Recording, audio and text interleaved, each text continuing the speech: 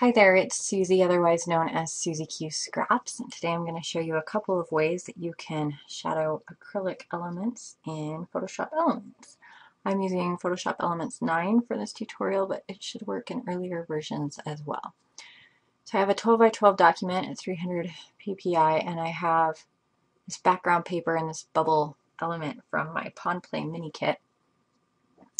The simplest way is going to shadow this is going to be to double click on this low shadow option, and then with acrylic you want it to look more see-through, more transparent. So I'm going to adjust the size to 15 and the distance to 10 because it doesn't need to be quite as big, and then you can adjust the opacity to 35%, and that will effectively allow you, let me zoom in, to shadow this. So it has a slight shadow you can see here along these edges, but it's not super dark because light is getting through these clear pieces pretty well.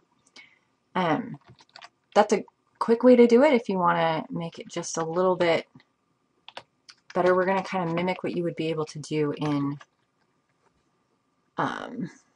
Photoshop. In Photoshop, there's an option to change your blending mode, and we would use linear burn. Now in Elements, there is no option to change the blending mode in the layer style itself. So I'm going to go ahead and clear the layer style. We're going to create a layer underneath this bubble layer that we can then use the blending mode to change. So what you want to do is control click on the thumbnail so it selects the pieces of this somewhat transparent element that are not transparent. That's what the shadow is going to be applied to.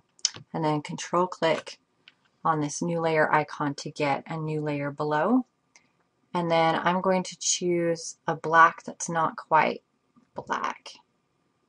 That should work. And click OK. And then Alt backspace to fill your selection, and then Control D to deselect. So if we hide the bubble layers, you can see that we have some pieces of it that are creating this shadow.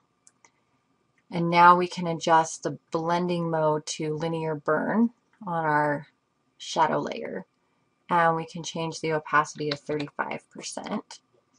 Now I'm going to zoom in. It's not going to look like there's a shadow yet because the black pieces of our layer, are right underneath, and we need to move it. So if you've got your move tool selected and your shadow layer selected, you can just use your arrow keys to nudge it. I just move it over a few to the right and a few down because I like my shadows coming from my light source coming from the upper left.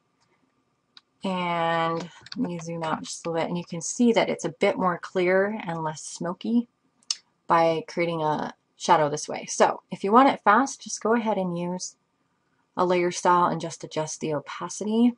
If you want it to pop just a little bit more, look a little bit more realistic, then you can do the extra steps in this video. If you have any questions, feel free to email me, susieqscraps@gmail.com. Thanks.